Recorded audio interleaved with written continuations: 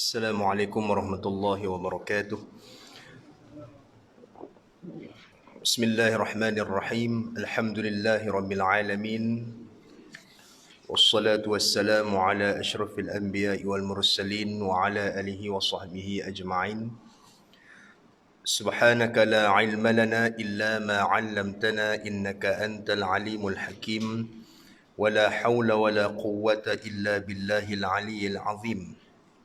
Rabbi shrah li sadri wa yassir li amri wahlul 'uqdatam min lisani yafqahu qawli. Rabbi yassir wa la tu'assir. Rabbi tammim bi khair. Amma ba'd. Muslimin muslimat yang dirahmati Allah, kuliah kita pada malam ini sambungan kitab Usyahul Afrah, muka surat 22. Kita masih lagi di dalam tajuk yang membicarakan mengenai qiblah. Kita sambung balik 8 baris dari bawah ni. Qala al-musannif rahimahullahu ta'ala wa nafa'ana bi'ulumihi wa ja'alana mukhlishina biqira'atihi. Baik, kata musannif rahimahullahu ta'ala,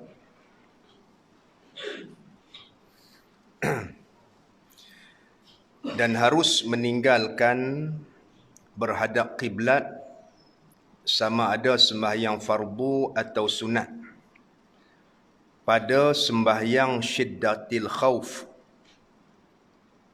Pada sembahyang syiddatil khauf, yang ni terlalu takut, ya.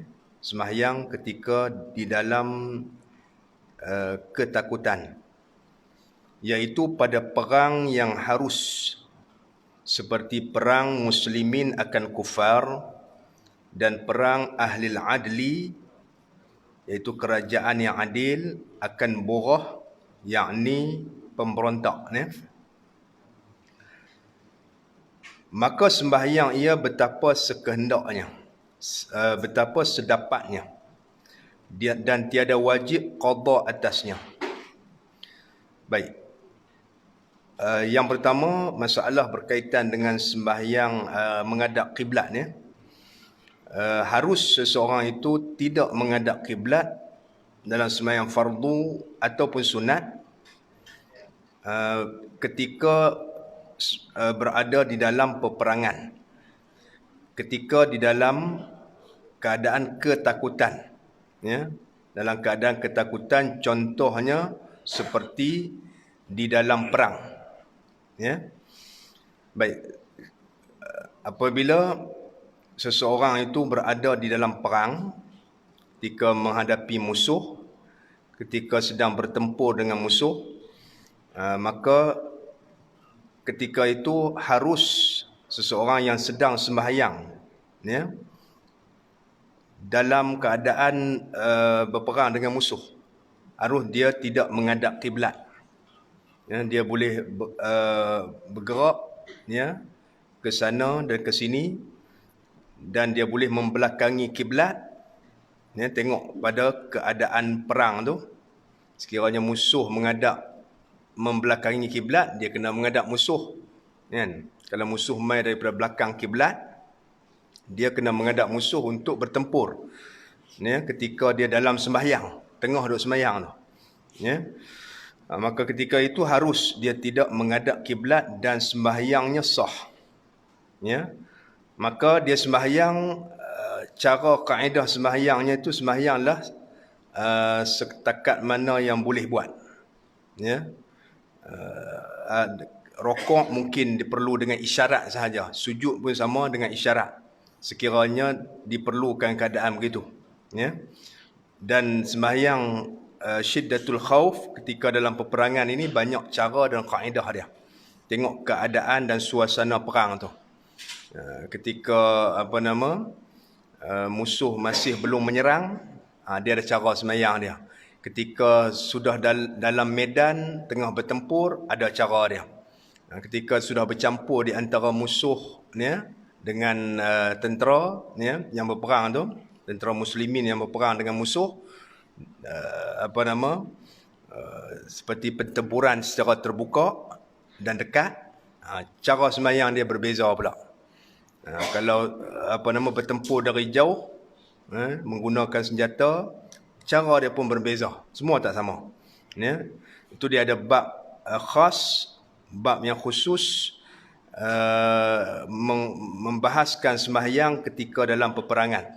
Begitu juga sembahyang bukan sahaja dalam peperangan, dalam apa jua situasi yang seseorang itu berada dalam ketakutan yang melampau. Ketakutan yang melampau.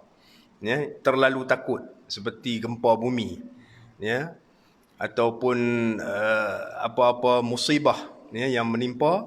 Dalam keadaan gempa bumi semua duk lari berselerak kan. Ketika itu dia sembahyang tidak lagi perlu menghadap kiblat. Maknanya sembahyang tidak gugur. Ya, sembahyang tak gugur, tetap wajib kena melaksanakan sembahyang di dalam waktu.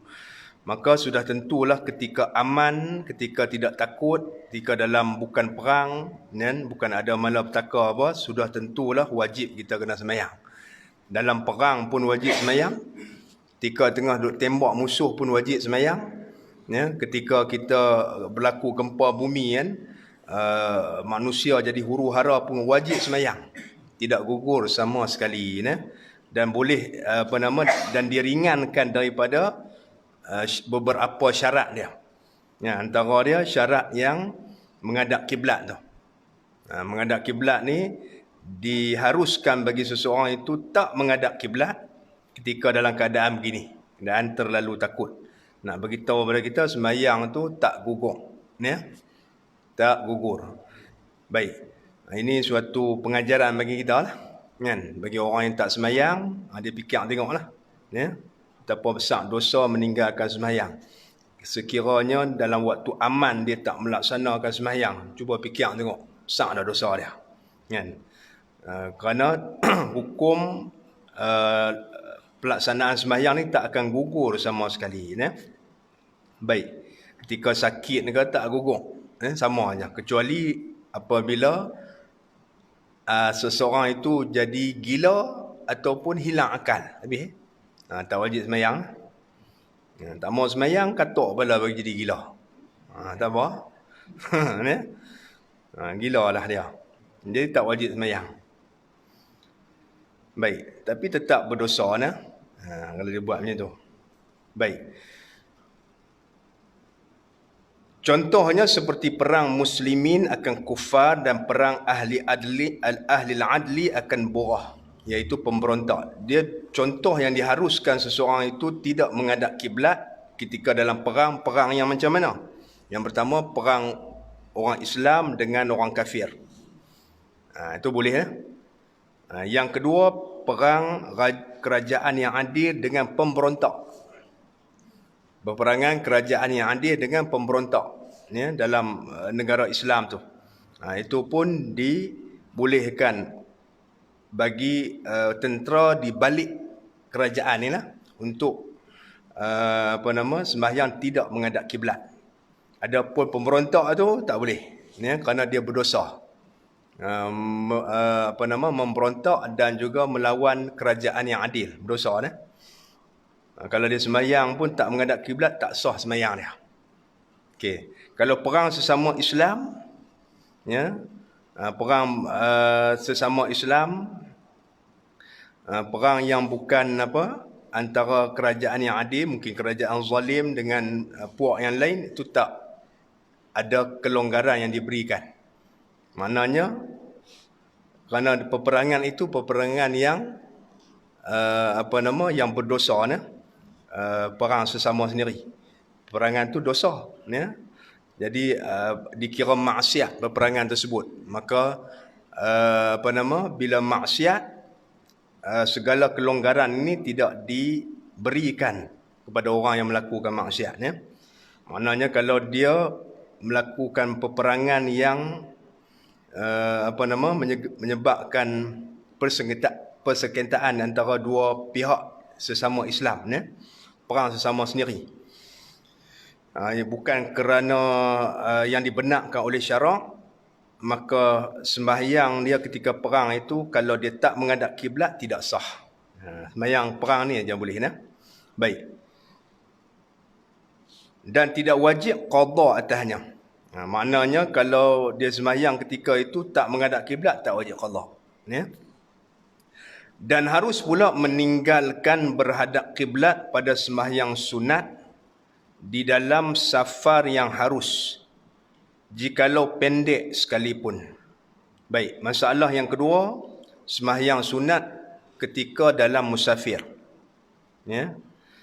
Ketika dalam musafir, musafir yang bukan maksiat. Musafir yang harus makna musafir yang bukan maksiat. Maka seseorang itu boleh tidak menghadap kiblat ketika dalam musafir, dalam perjalanan, duduk dalam kenderaan. Dia melaksanakan sembahyang sunat. Ya? Dia melaksanakan sembahyang sunat. Contoh dia duduk dalam kenderaan, dalam kapal ke, ataupun dalam bas ke, dalam kereta ke. Dia sembahyang, kemudian destinasi yang dia tuju itu tidak menghadap arah kiblat. Kan? Boleh tak sembahyang sunat? Boleh. Ya. Itu dibenarkan walaupun tak menghadap kiblat. Adapun sembahyang fardu tak boleh. Ya, sembahyang fardu 5 waktu tu dia kena berhenti kenderaan dia kena menghadap kiblat. Kalau kenderaan tak mau berhenti, ya, waktu masuk dah, dia kena sembahyang juga menghormati waktu.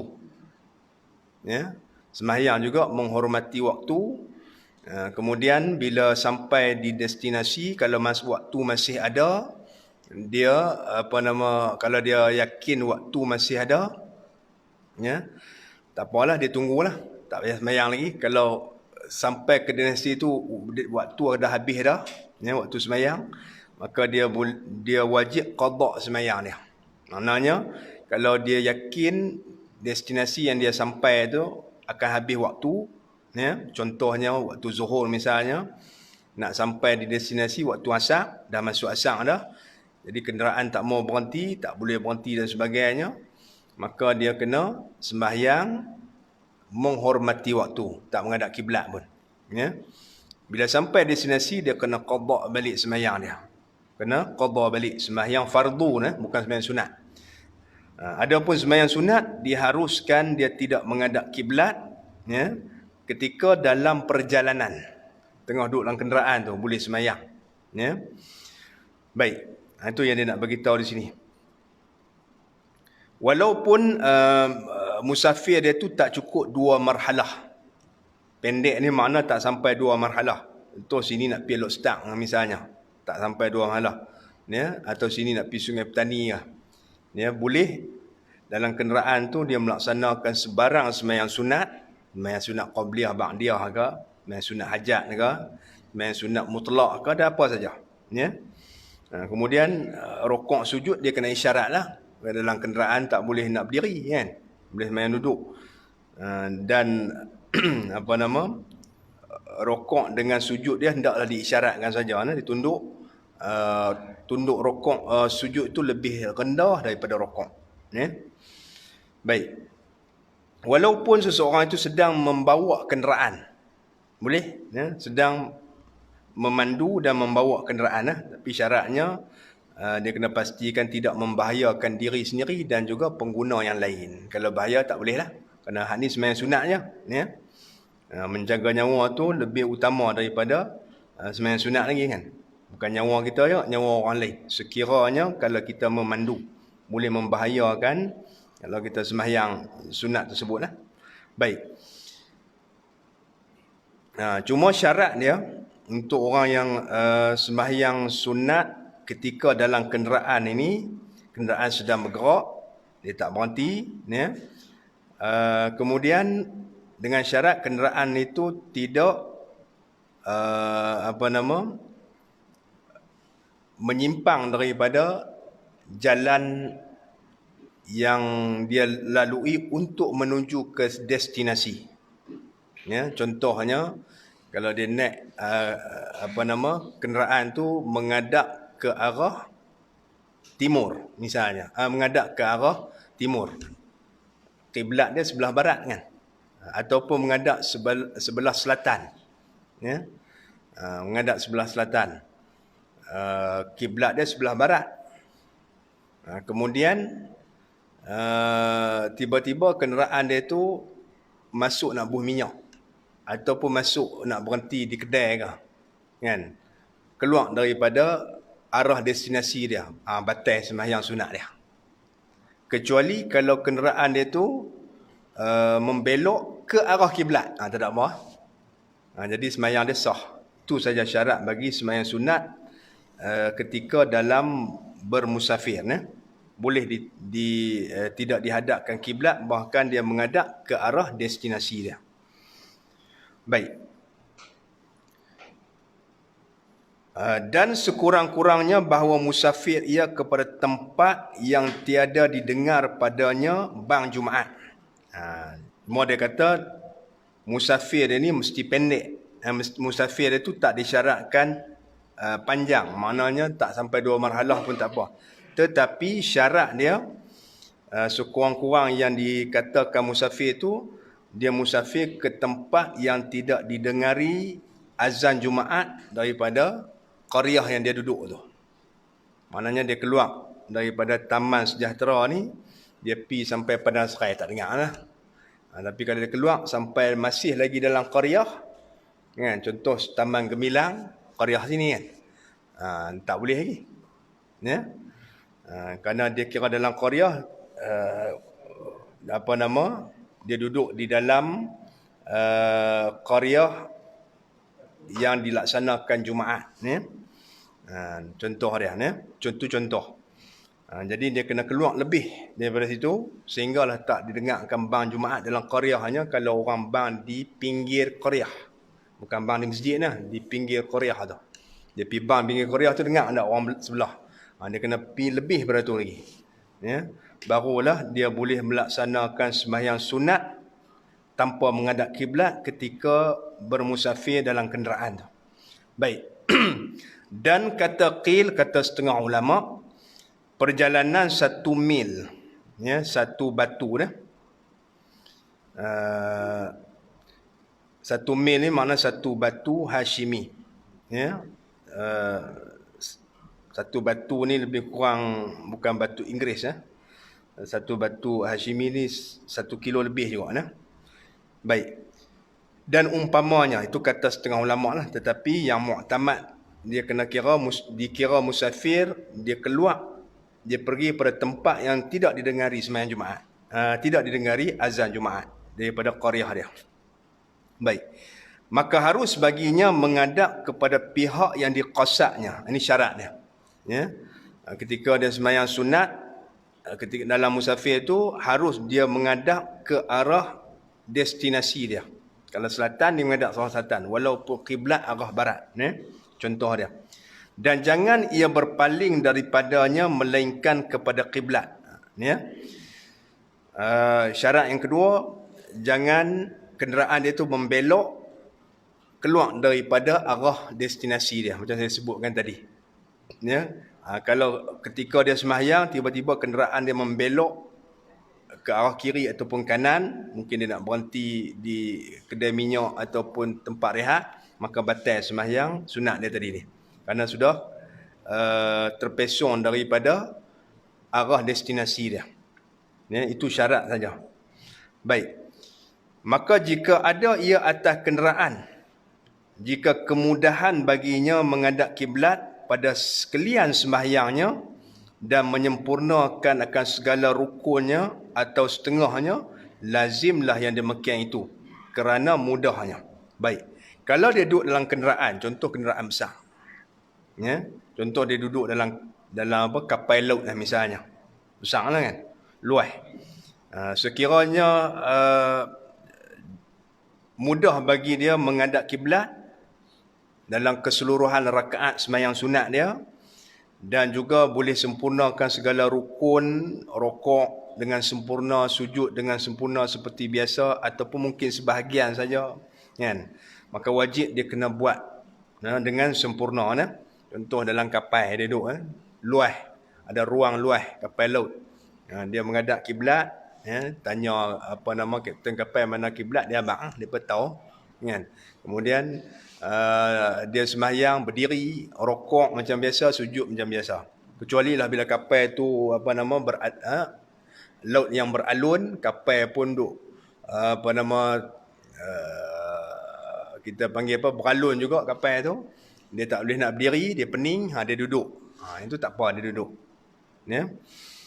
Walaupun tak boleh sempurnakan keseluruhan sembahyang dengan berdiri. Baik. Itu bagi kalau seseorang yang mudah melaksanakan sembahyang sunat dengan cukup syaratnya di dalam kenderaan. Dan jika tiada mudah, tiada lazim atasnya suatu daripadanya melainkan takbiratul ihram. Hendaklah menghadap kiblat jika kemudahan baginya. Baik, sekiranya dia duduk dalam kenderaan, ni masalah kenderaan lah. Apa-apa kenderaan tak kira lah. Kalau duduk dalam kenderaan seperti dalam bas atau dalam kereta api ke, dia tak boleh nak menghadap kiblat. Susahlah, sempit. Dia hanya boleh duduk atas kursi itu saja. Kemudian yang kedua, dia nak rokok sujud dengan sempurna tak boleh lah. Susah kan. Dia cuma tunduk sekadar mana hak boleh. Dengan syarat tunduk dia untuk sujud lebih rendah daripada rokok supaya ada perbezaan. Baik. Cuma pada ketika itu hanya yang wajib menghadap kiblat waktu takbiratul ihramnya. Kalau boleh. Kata dia duduk lambas tu, dia tengok tang mana arah kiblat, dia menghadap ke arah kiblat, kemudian dia takbiratul ihram, kemudian dia menghadap balik ke arah destinasi dia. Menghadap ke depan baliklah kalau kenderaan dia kan. Menghadap ke depan, kenderaan dia menghadap pergi selatan, dia menghadap selatan balik. Mula-mula saja kalau boleh dia kalih badan dia untuk menghadap kiblat. Kalau boleh. Maka kalau boleh wajib dia kena menghadap kiblat ketika takbiratul ihram sahaja. Menghadap Allahu Akbar, kemudian dia kalih baliklah. Kan? Kalau boleh. Baik. Dan jika kesukaran pula, dia kata. Dan jika kesukaran, tiada lazim pula menghadapkan akan kiblat ketika takbiratul ihram. Baik. Kalau kata nak menghadap kiblat waktu takbiratul ihram pun tak boleh nak menghadap kiblat, susah. Maka tak wajib lah. Terus menghadap ke arah destinasi dia. Kalau contohnya selatan tadi, ada arah selatan, terus takbiratul ihram. Ya. Baik. Itu saja syarat-syarat sekiranya seorang itu sembahyang dalam kenderaan, dia tak boleh sempurnakan keseluruhan rukun sembahyang. Termasuk rukuk dan sujud tadi. Dan tiada wajib atasnya menghantarkan dai atas umpama pelananya pada ketika rukuknya dan sujudnya. Bahkan hendaklah diisyarat dengan keduanya. Dan adalah sujudnya itu terlebih rendah daripada rukuknya. Kemudian pula kalau orang yang naik kuda lah, ni cerita kuda ataupun unta lah. Kalau lah ni orang naik kuda besi, motor. Kan? Motor kuda besi kan? Ataupun naik kereta. Itu unta besi. Kereta tu. Baik, kalau dia naik, dia bawa sendiri, maka tak wajib dia meletakkan dai di atas pelana. Pelana ni kan kalau kita naik kuda, dia ada pelana tempat kita duduk tu. Nak bagi stabil. Begitu juga unta. Kalau motor besi, tak wajib kita letakkan di atas steering . Kalau kereta atas steering tak boleh lah. Itu bahaya. Naik kuda tak apa lagi. Ataupun unta dia tak laju. Kuda laju juga. Baik, tak wajib. Untuk sembahyang sunat ni bukan sembahyang fardu lah. Sembahyang fardu dia kena berhenti kuda, berhenti kereta, duduk tepi jalan sembahyang. Ni sembahyang sunat ni. Ni semua cerita sembahyang sunat. Sembahyang fardu tak boleh atas kenderaan tanpa menghadap kiblat. Dia kena berhenti. Kecuali saya kata kalau kenderaan tak mau berhenti, kita ikut orang, dia tak mau berhenti, kita kena sembahyang hormat waktu. Ni semua cerita sunat. Jangan anggap fardu . Baik. Cuma dia kata apa?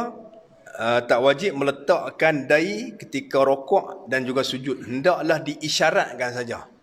Maknanya kalau boleh tunduk sikit, bolehlah. Kalau tak boleh langsung, dia isyarat dengan kepala dia. sujud tu mesti lebih rendah pada rokok. Ya. Sujud tu lebih rendah pada rokok. Seperti dia rokok dulu sikit, kan? Mata tengok depan lah, jangan tengok bawah. Tengok bawah lagi langgam ni punggung kata orang pula. Jangan tengok bawah. Kalau tengah duk bawa, duk memandu lah. Kalau tak biasa jangan buat. Membahayakan diri sendiri dan juga orang lain. Kalau dah biasa tak apalah. Baik lah. Kenderaan ni laju lah, bukan pelan lah. Motor semua laju. Dia tak bawa peluk sebelam-belamnya. Tak ada dah bawa 10 km sejam, tak bawa lah. Orang belakang marah kalau bawa 10 km sejam. Ya? Semua bawa laju-laju. Baik. Jadi cuma dia isyaratkan saja ambil dia menunggang kenderaan ataupun bawa kenderaan. Ketika rokok dia hanya tunduk sikit, kemudian dia i'tidal, sujud dia turun rendah sikit daripada rokok. Ya? Semua dengan isyarat kepala dia. Baik. Dan jika ia berjalan kaki. Ni kalau orang musafir berjalan kaki. Jalan kaki pun boleh juga sembahyang sunat sambil berjalan. Fardu tak boleh lah. Dia kena berhenti tepi jalan, hampak sejadah, sembahyang menghadap kiblat. Ini sembahyang sunat ni. Ya? Dan jika ia berjalan kaki, maka wajib atasnya menghadap kiblat pada takbiratul ihram dan pada rukuk dan sujud. Dan duduk antara dua sujud. Ya? Okey nah. Kalau orang yang berjalan kaki, dia berjalan kaki ni, musafir berjalan kaki, ya, yang wajib menghadap kiblat waktu takbiratul ihram saja. Yang kedua waktu rukuk, yang ketiga waktu sujud, dua-dua sujud tu, dan juga duduk antara dua sujud. Bila kita faham jadi maknanya waktu dia nak musafir, dia nak pergi ke arah ni kan, jalan kaki ni, duduk berjalan kaki. Ya. Jadi dia berjalan kaki, dia berhenti sat lah. Jalan kaki, lepas tu pergi menghadap kiblat. Kiblat belah mana? Kiblat belah kanan, kita kata. Kiblat belah kanan. Dia nak menuju destinasi dia sebelah ni lah, menghadap, katalah selatan, kan? Utara, selatan, timur, barat, kan? Jadi sebelah kanan lah. Bila dia menghadap ke selatan, dia punya kiblatnya sebelah kanan, barat. Jadi tengah-tengah duk berjalan tu, jangan dia duk pergi mengiring, betul jalan mengiring pula macam ketam. Dah berhentilah. Ya? Dia berhenti, kemudian dia menghadap kiblat dan sambil berdiri nah, dia takbiratul ihram, Allahu akbar. Kemudian dia pusing balik dan dia berjalan. Jalan macam bismillahirrahmanirrahim, alhamdulillahirabbil alamin, arrahmanirrahim, jalan. Dia nak baca surah panjang-panjang habis Baqarah pun tak apalah. Itu amalan orang dulu-dulu. Orang lah tak buat dah. Tak buat dah kan. Sembahyang fardu pun lihat. Jenuh paksa. Sembahyang sunat tambah semua musafir dak terus. Bubuh speaker atau pasang lagu lah. Kan. Dengar syurah yang berjalan. Orang zaman lah, kan? Ataupun buah earphone tu dengar. Tu lah. Hidup zaman lah ni lara. Ya, orang zaman lah ni hidup dia lara. Dia tak macam orang dulu, ya. Jadi kita pelik lah. Pelik ni tak pelik. Kita yang pelik, ya? Sebab kita lara. Kita kurang ingat Allah Taala. Orang dulu dia isi masa untuk mengingati Allah. Kan? Dia isi masa tu. Dia tak ada masa tu kosong daripada mengingati Allah Ta'ala sepanjang hidup dia. Orang dulu kehidupan dia barakah, ya? Tidak ada keluh kesah. Kita lah ni tak ada keluh kesah, kita pilih jalan tak betul. No? Baik. Jadi bila selagi mana dia tak habis baca surah, tak apalah. Baca habis surah, kan, bila dia nak rukuk, dia kena berhenti berjalan dia menghadap kiblat balik belah kanan, kemudian dia rukuk. Nak rukuk wajib menghadap kiblat sebab mudah, dia tak duduk dalam kenderaan kan. Dia berjalan kaki. Kemudian dia bangun daripada rukuk, dia rukuk dulu, bangun daripada rukuk, sami Allahu liman hamidah. Ya. Tak apalah sebab rukuk sujud tu Kalau i'tidal dia menghadap kiblat, tak apa lagi nak menghadap ni nak turun sujud pula. I'tidal, lepas i'tidal dia sujud, semua menghadap kiblat ni. Ya. Kemudian duduk antara dua sujud, kemudian sujud yang kedua, dia bangun, terus menghadap ke arah destinasi, berjalan balik baca bismillah pula. Baca ni sampai habis, baca surah pula. Kemudian nak rokok pula, menghadap balik ke arah kiblat, rokok, i'tidal, sujud, duduk antara dua sujud, sujud yang kedua, duduk tahiyat akhir, kemudian bagi salam lah. Ya. Baik. Lepas tu dia bangkit berjalan balik.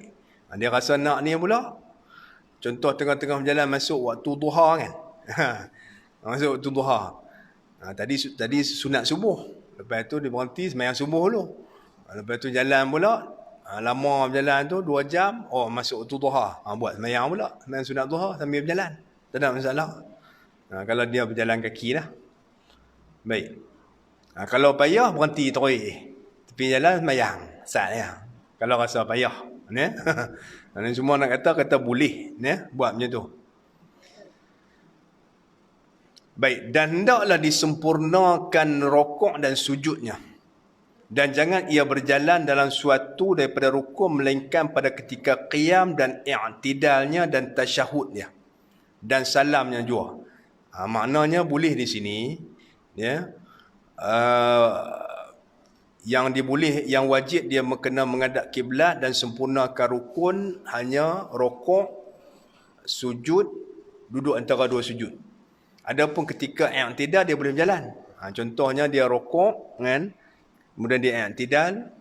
Kalau dia i'tidal dia tak baca doa apa, dia berjalan lah. Dia menghadap balik ada destinasi, dia berjalan sat. Sami Allahu liman hamidah. Rabbana lakal hamdu mil as-samawati mil al-ard. Lepas tu dia nak baca doa boleh sikit kan. Lepas tu dia menghadap balik ke arah kiblat, dia turun rokok. Kan? Turun rokok. Turun sujud ya. Dia turun sujud, duduk antara dua sujud. Kemudian sujud yang kedua. Kemudian bila dia nak bangun untuk tahiyat akhir. Ya, dia nak tahiyat akhir terus pun boleh, ataupun dia bangun berdiri sambil berjalan menghadap arah destinasi baca tahiyat. Boleh? Sebab itu tak wajib menghadap kiblat nah. Baca tahiyat, habis baca tahiyat, bagi salam sambil berjalan ke arah destinasi, tak menghadap kiblat tak apa. Lepas itu teruskan perjalanan. Itu maksudnya di sini.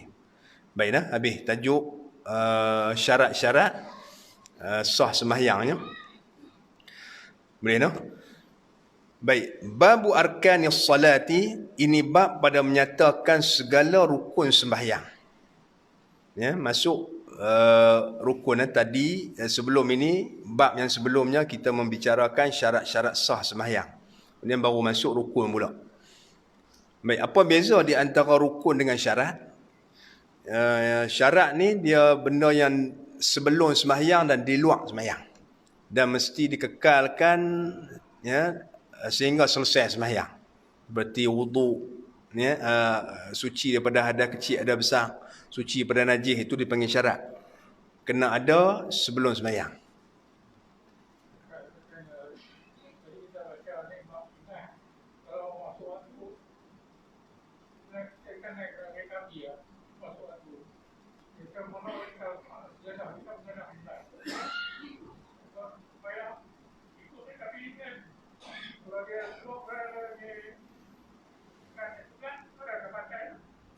Kan saya abang tadi hormat waktu. Sembahyang menghormati waktu tadi kan. Dia tengoklah kereta api bukan macam kereta. Kan, dia jalan dia melingkar-lingkar tu kan. Jadi ada jalan straight, ada kalanya dia perlu di negara kita ni rasanya kereta api dia tak melalui laluan yang berliku-liku lah. Kan. ECRL tak tahulah. Tak start lagi ECRL tu. Mungkin ada kot. Di setengah-setengah negara yang kereta api dia melalui lereng bukit, yang tu susah. Kita kena contohlah ketika waktu masuk dengan kereta api tu lalu lereng bukit kiri kanan duk pusing kan. Jadi dia tak akan menghadap kiblat betul. Susah kita nak menghadap kiblat. Dan mengambil masa sehingga habis waktu sembahyang. Pada ketika itu, kalau kita tunggu tengok, tanya kita tengok lagi, jauh lagi ni, nak habis waktu dah. Kata api sat kono sini, sat gimek kat ni pula dah. Kan dia dah pusing bukit kan. Dia pusing bukit, turun pula, pergi kono kat tu pula kan. Jadi dia tak boleh menghadap kiblat. Ya, kalau dia pergi straight, kita boleh menghadap kiblat sini, tak apa. Kan? Kereta api pergi straight, kiblat belah kanan, kita ampak sejadah belah kanan, layanglah. Tapi kalau kereta api duduk macam tu, dia tak sama lah. Pada waktu itu dia kena sembahyang menghormati waktu. Bayang juga. Kemudian sekiranya selepas pada kereta api itu dapat jalan straight balik, kan, kita tengok kalau waktu tu masih ada, kita ulang balik sembahyang tu tunai. Kalau waktu dah habis dah, kena qada balik sembahyang kita sembahyang tu. Kerana kita sembahyang tadi fardu yang tak boleh menghadap kiblat. Itu nama dia sembahyang hormat waktu. Sembahyang hormat waktu. Okey, no? Boleh.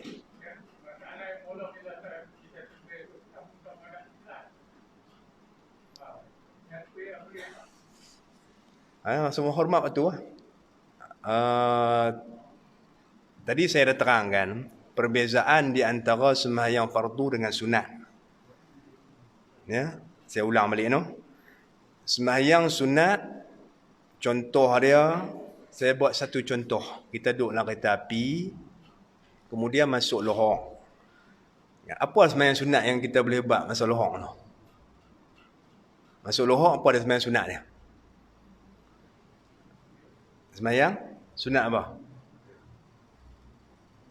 Sembahyang sunat qabliyah kan? Okey. Jadi kita duduk dalam kereta api ni. Kemudian apa sembahyang sunat qabliyah. Kereta api duduk kiri kanan ni, duduk apa nama? Jalan berliku-liku. Maka tak ada masalah kita sembahyang sunat. Kita sembahyang sunat macam biasa, menghadap tak menghadap kiblat tak apa, dia suruh menghadap ke arah kalau kereta api itu kita menghadap betul straight lah. Ke arah destinasi kereta ni. Kepala kereta api itu tuju pergi mana? Kita hadap situ kan? Maknanya ni body kereta api ni, kita duduk situ lah. Jangan duduk menghadap sini. Kan? Sebab sembahyang sunat. Ni saya cerita sembahyang sunat ni. Okey, sembahyang sunat, kita duduk dalam kereta api, mula-mula kita cuma menghadap kiblat saja untuk takbiratul ihram. Ya? Kali lah sejadah buh betul Sejadah buh betul tu. Kita kali Allahu akbar, pusing dah. Kan, sembahyang bagi habis qabliyah 2 rakaat. Kemudian tunggu lorong. Kereta api ni duk kono tak habis-habis ni, pergi kat sejam dah. Kan? Tanya orang tu, dia contoh lah. Tanya orang, dia kata, yang ni lagi pukul 5 lagi baru habis ni, liku-liku ni. Dia kan, contoh dia. Contoh lah kan. Jadi kalau kita jamak tak ada masalah, tunggu jamak. Kalau tak boleh jamak, contoh yang kita kata kan.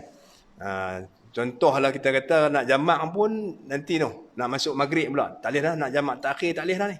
Ni lepas maghrib baru lepas jalan liku-liku tu. Kalau jamak pun tak lepas.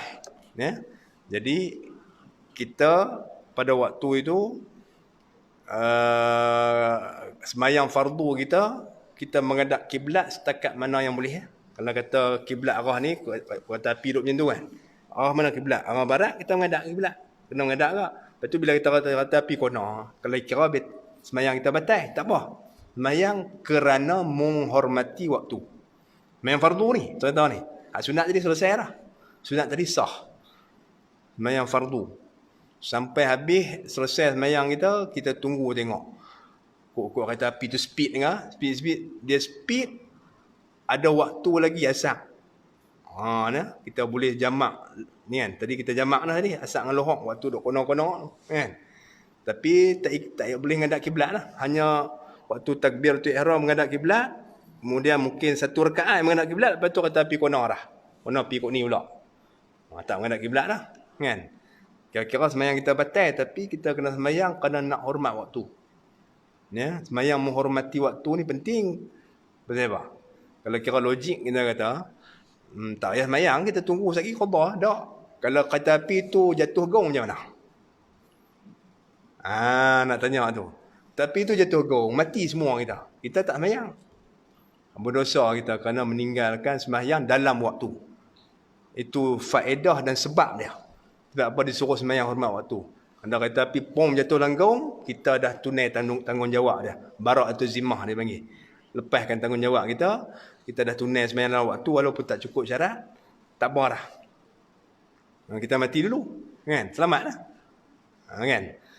Baik, itu orang panggil langkah berjaga-jaga lah sebelum mati. Dah mati berat kan? Tak ada masalah. Dan yang pentingnya kiblat. Ruang untuk solat tak ada apa. Kalau boleh rokok sujud dengan sempurna tak ada masalah. Yang pentingnya kiblat. Kiblat tu. Untuk sembahyang fardu lah, bukan sembahyang sunat. Sembahyang sunat tak ada apa. Sembahyang sunat dia dah habaq dah harus. Dalam bilik itu dia boleh rokok sujud, wajib kena rokok sujud dengan sempurna. Kan tadi saya bagi tahu tadi kan, dalam kapal tadi kan. Cuma masalahnya kalau kereta api itu kiri kanan, kiri kanan, kiri kanan. Macam mana nak menghadap kiblat? Rokok sujud kita sempurna. Dan jadi menghormati waktu juga. Ya, untuk sembahyang fardu. Habis bila kereta api itu dah pi jalan straight dah, kita tengok kalau waktu masih ada, kita ulang balik sembahyang dah. Tunai. Tadi. Kalau dah habis dah, kita qada. Ya. Boleh faham kan tu? Okey nah. Kemudian dia kata babu arkanis salati. Bab pada menyatakan rukun sembahyang. Apa perbezaan di antara rukun dengan syarat tadilah? Rukun ni sesuatu yang membentuk sembahyang tu. Kan? Contohnya macam kita nak buat rumah, kena ada bata, kena ada tiang, kena ada bumbung, kan? Untuk membentuk sebuah rumah. Jadi bata, tiang tu dia panggil komponen dia, juzuk dia. Jadi sembahyang pun sama juga, nak jadi sebuah sembahyang tu kena ada rukun-rukun dia. Kurang satu rukun tak jadi sembahyang. Contohnya kalau rumah tak ada bumbung, tak nama rumah lah. Kita tak berbumbung kan. Itu dia panggil rukun. Rukun rumah, bata, kan. Dinding lah kita buat senang, mudah-mudah. Rukun rumah ni kena ada lantai, dinding, kena ada pintu, ada bumbung. Kan. Siling tak ada, tak apa. Siling tu tak penting, jadi bumbung kan. Ya. Barulah jadi rumah. Betul? Ini orang panggil apa? Rukun bagi rumah. Begitu juga sembahyang ni rukun dia nak membentuk sembahyang tu. Ya. Okey, itu perbezaan dia dengan syarat. Ini bab pada menyatakan segala rukun sembahyang. Baik, dia kata bermula rukunnya itu 13. Yang ni 13 perkara. Pertamanya niat disertakan akan dia dengan satu juzuk daripada takbiratul ihram. Yang pertama dia kata niat bagi sembahyang, yang niat itu mesti serentak dengan satu juzuk atau sebahagian daripada takbiratul ihram kita. Itu nama dia. Barulah sah sembahyang kita, niat mesti serentak dengan sebahagian daripada takbiratul ihram. InsyaAllah kita akan bincangkan pada malam esok. Ya. Jadi saya rasa cukup sekadar itu dulu. Allah Subhanahu Wa Taala alam. Bismillahirrahmanirrahim. Alhamdulillahirabbil alamin wassalatu wassalamu ala asyrafil anbiya'i wal mursalin wa ala alihi wa sahbihi ajma'in. Allahumma iftah 'alaina futuhal 'arifin wa faqihna fid din waj'al a'malana khalisatan liwajhikal karim birahmatika ya arhamar rahimin. Allahumma rzuqna fahman nabiyyin wa hifzal mursalin wa ilhaman malaikatil muqarrabin birahmatika ya arhamar rahimin. ربنا آتنا في الدنيا حسنة وفي الآخرة حسنة وقنا عذاب النار وصلى الله على سيدنا محمد وعلى آله وصحبه وبارك وسلم الحمد لله رب العالمين.